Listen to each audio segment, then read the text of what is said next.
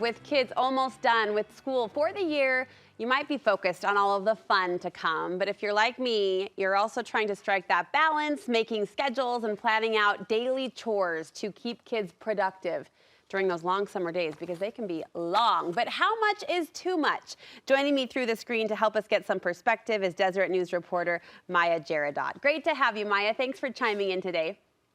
Thanks for having me. Let's start with your personal story in deciding how to handle chores for your own kids. I understand you tried not to repeat history. Yes. So I have two children, age 7 and 5, and it's been an ongoing dilemma for me whether or not to give them chores, in large part because my mother had too many.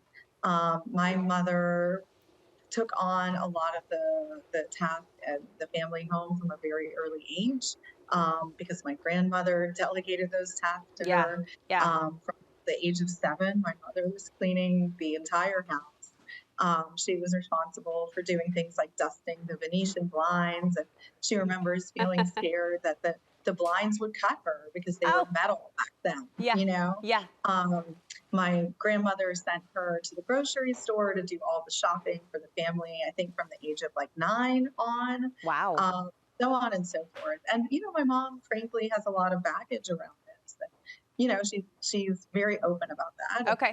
Yeah. articulate that she's still quite angry, Well, about I've sat in this chair long enough now to see some pendulum swings, I call them. It's interesting to me as I consider this topic that the idea of no chores is even an option, but you see how that pendulum swings, right? There were too many chores, and then we go this way, and the goal is always to, I think, try to strike that healthy balance and land in the middle. I know you have been digging into the numbers. I love it as a mom. You put on your reporter hat. Times have changed since you and I were kids. How many parents are giving out chores these days by the numbers? So while 82% of us had chores, it's about 28% today. Now, those Whoa. numbers are a tiny bit old. Those are from 2015. But one Okay. of the academics I spoke to as I was reporting the article Yeah. said that he suspected the numbers have dwindled and gone down even more since 2015. It's an Wow. epidemic. It's an Only epidemic of the lack of chores. lack of chores. There's no chores happening. Well, and there's ripple effects to that. We're going to get into that. But you write about a term I hadn't heard much of before. Explain parentification. Yeah, so parentification comes from psychology. It gained currency in the 60s or 70s. I don't think it's still mainstream though. And it refers to a kind of role reversal between parent and child. So it can happen on two different levels. It can be instrumental, Hmm. things like what my mom's experience was, that she was very much kind of a tool or an instrument for doing a lot of the tasks that normally a parent would do in the Hmm. phone. Hmm. Or it can be emotional, in which a parent turns to a child as a confidant, and there's Mm. a kind of inappropriate emotional relationship in which a child knows too much about the parent, Yeah, right? and yeah, and that doesn't have the room to kind of express themselves, if that right, makes sense. right.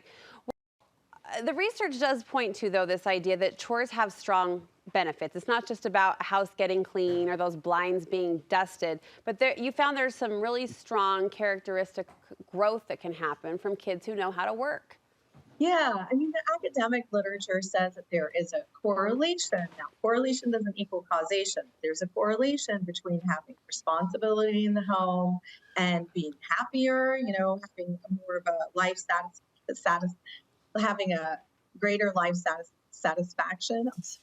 Yeah, yeah. Um, there is a connection between having chores in the home and having higher self-esteem, doing better at school. Right. So definitely, it's important for children to have increased chores in the home. Now, what researchers don't know is if there's some sort of a third variable that accounts for that connection. One academic I spoke to said that it could be that there's something just different about families in which children are assigned chores and tasks in the home. It could be that they're more organized, maybe they're communicating differently or better. Yeah, and perhaps There's so that many leads to the variables. benefits that you listed. Yeah. It could be. Well, in talking to those experts, you also came forward with some strong suggestions. I thought they were really, really wise for parents out there who are trying to implement maybe the summer chore chart. First, make those chores kid appropriate, age appropriate. You say it's also better. You wrote that it's also better to consider giving kids options as opposed to just assigning the chores. Yes, I want to tackle the age appropriate and the options with one answer. So when my son learned to walk quite early, Uh-huh. and by the age of 1, I have no idea why he developed an affection for the vacuum cleaner, and entirely not at all age appropriate. I did not assign it as a chore, but he loved the vacuum cleaner. He loves it to this day. He's 5 now. So when I decided, okay, you know what, I'm going to give my kids chores, Yeah. we sat down and discussed what they like and what they want to do. Now, of course, I kind of referenced, the charts of what's age appropriate. Yeah.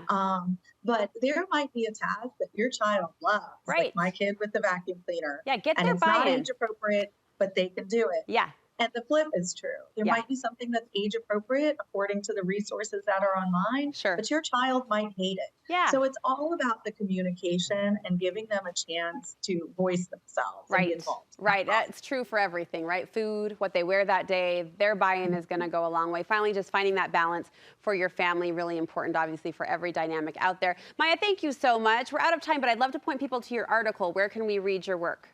It's at Deseret News. Okay, we'll link you from our website. Thank you. Great to chat. Good luck this summer as Thank we you. all, hope the blinds get dusted. Yes, thanks for having me.